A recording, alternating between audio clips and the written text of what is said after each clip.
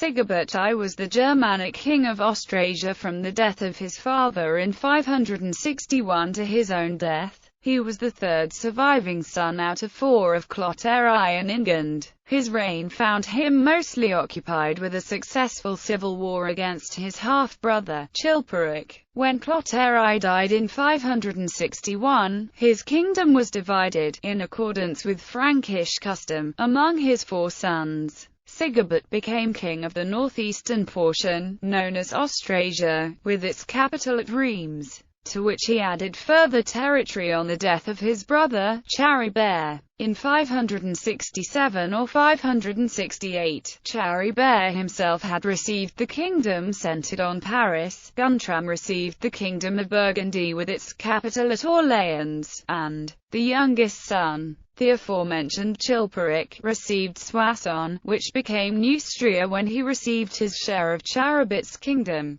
Incursions by the Avars, a fierce nomadic tribe related to the Huns, caused Sigebert to move his capital from Reims to Metz. He repelled their attacks twice, in 562 and c. 568. About 567, he married Brunhilde, daughter of the Visigothic king Aethanagild. This marriage, if we take the chief chronicler of the age, Gregory of Tours, at his word, reveals something about Sigebert's superior character in that violent and lascivious age. As Gregory tells it, now when King Sigebert saw that his brothers were taking wives unworthy of them, and to their disgrace were actually marrying slave women, he sent an embassy into Spain and with many gifts asked for Brunhilde, daughter of King Aethanagild. She was a maiden beautiful in her person, lovely to look at, virtuous and well-behaved, with good sense and a pleasant address. Her father did not refuse, but sent her to the king I have named with great treasures. And the king collected his chief men, made ready a feast, and took her as his wife amid great joy and mirth.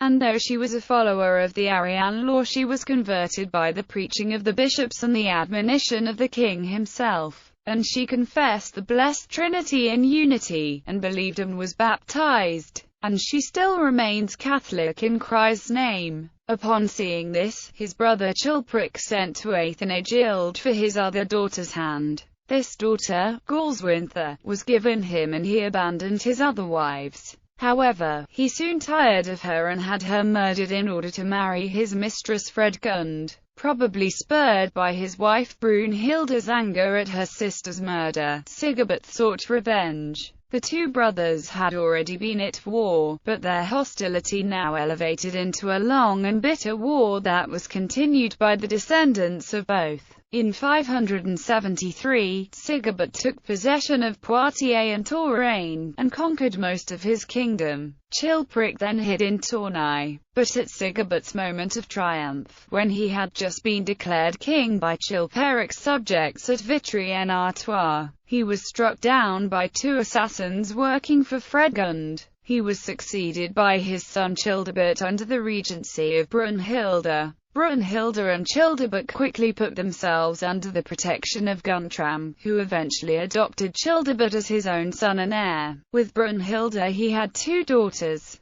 Ingund and Claudusa.